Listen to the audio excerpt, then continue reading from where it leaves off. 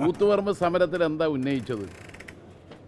സ്വാശ്രയ പ്രൊഫഷണൽ കോളേജുകളുടെ പ്രവേശനം ഉൾപ്പെടെ വിദ്യാഭ്യാസ കച്ചവടമാണെന്ന് നടന്നത്.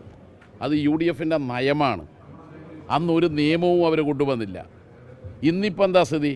ഇടതുപക്ഷം കൊണ്ടുവന്നിട്ടുള്ള നയം എന്താ?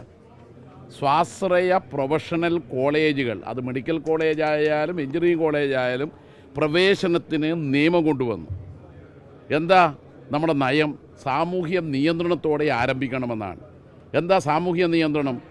മെറിറ്റ്, കുറഞ്ഞ ഫീസിൽ പഠിക്കാൻ പാവപ്പെട്ടവർക്കടക്കം സാധിക്കുന്ന സൗകര്യം.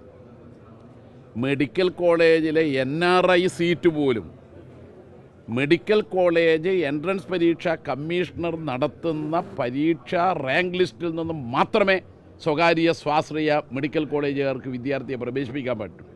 അതിൻ്റെ ഫീസ് അവർക്ക് തോന്നിയ പോലെ വാങ്ങാൻ പറ്റില്ല. ആര് നിശ്ചയിക്കും?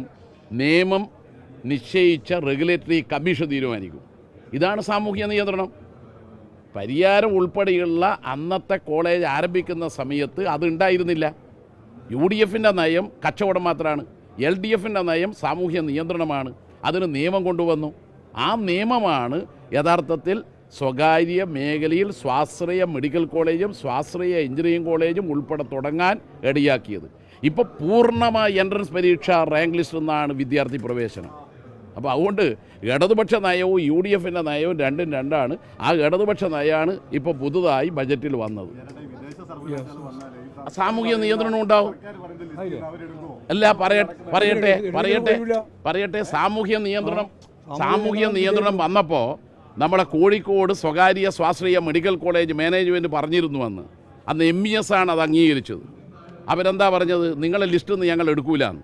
ഇപ്പോൾ എടുക്കുകയാണല്ലോ.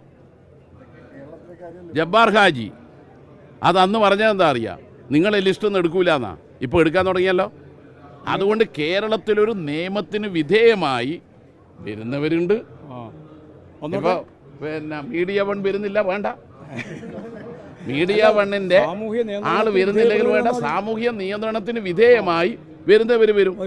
ഇപ്പോൾ ഓക്സ്ഫോർഡ് വിദേശ സർവകലാശാലയല്ലേ ഓക്സ്ഫോർഡ് യൂണിവേഴ്സിറ്റി?